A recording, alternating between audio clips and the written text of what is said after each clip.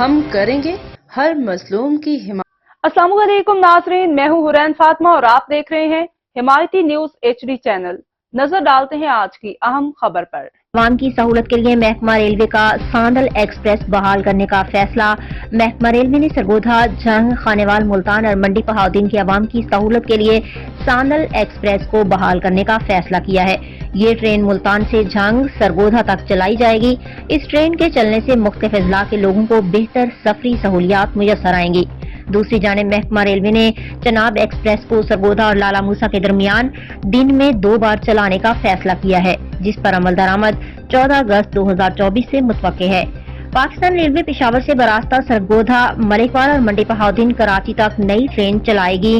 یہ ٹرین سرگودا سے لالا موسیٰ کے لیے صبح 5 بجے روانہ ہوگی اور لالا موسیٰ سے یہ ٹرین صبح 10 بجے سرگودا واپس آئے گی، جس کے بعد سرگودا سے ٹرین 3 بجے واپس لالا موسیٰ پہنچے گی اور لالا موسیٰ سے 6:30 بجے سرگودا کے لیے روانہ ہوگی۔ اب تک کے لیے اتنا ہی۔ مزید خبروں اور اپڈیٹ سے باخبر رہنے کے لیے دیکھتے رہیں حمایتی نیوز HD چینل۔